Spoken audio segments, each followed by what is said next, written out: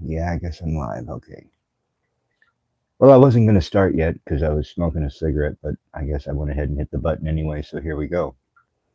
Um, I'm getting ready to go to San Francisco. Um, my disability got canceled about 3 months ago because they're saying that I owed something like, or I made $27,000 last year that I didn't make. I didn't make any money last year except for my disability. Um, so I tried to talk to my lawyer about it, and she wasn't able to get anything fixed. She was just trying to make money. And I didn't really feel like going forward with that. So I just cut off that relationship with her.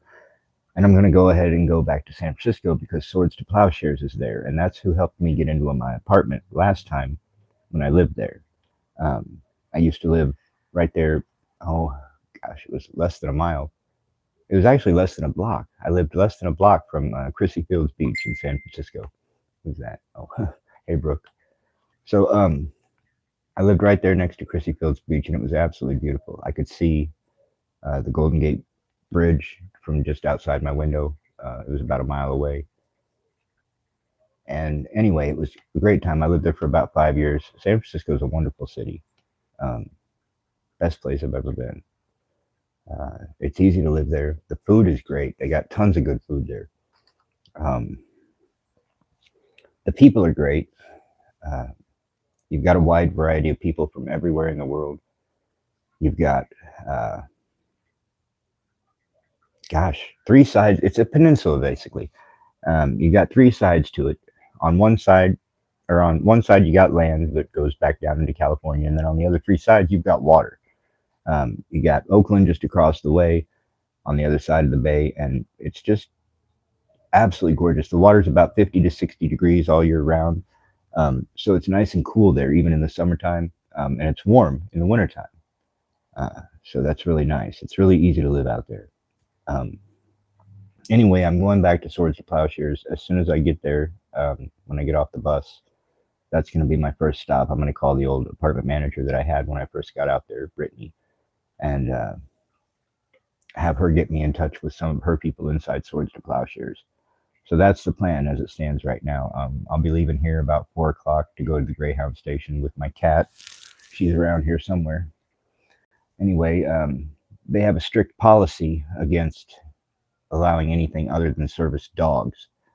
However, um, there's uh, there's the Americans with Disabilities Act, and the Americans with Disabilities Act says that service animals have to be allowed everywhere, um, basically, and it doesn't specify on animals, and that's legal language. It's a law.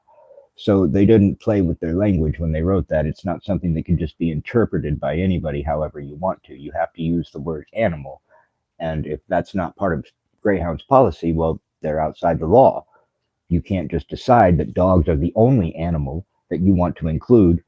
You have to include all service animals that have a valid service position. And so uh, I'm going to use that to my advantage, and hopefully I can get on the bus with her. If I can't, then I'll have to find another way to get to San Francisco.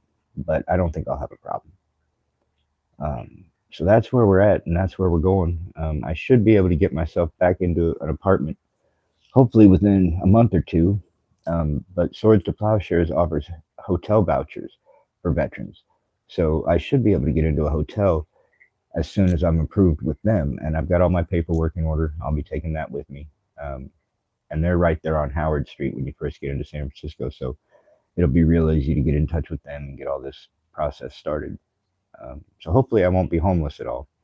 That's the plan. But if worse comes to worse and they're not able to get me in, then I might be on the streets for a little bit. But that's no big deal. I've survived there for a year and a half on the streets before.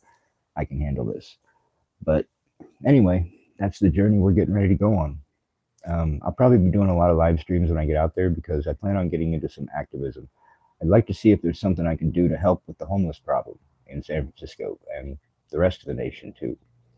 So anyway, if you all want to join in on that, you'll get to see a little bit of what it's like to be homeless on the streets of San Francisco. Because I'm going to go around and start talking to some people and doing some live streaming when I get there. if that sounds like something that you might be interested in, then come on back and check it out. That's what we'll be doing. So, um, anyway, that's in the future. Uh, Today, got a lot in store. I got a lot of packing to do. I'm only taking one big piece of luggage with me, so I don't have too much packing to do. I've already got my laundry done, so it's just a matter of getting out there and getting going. Anyway, to everybody that came, thank you, Lindsay, Brooke, y'all, everybody, take care. Have a good day. Talk to you later.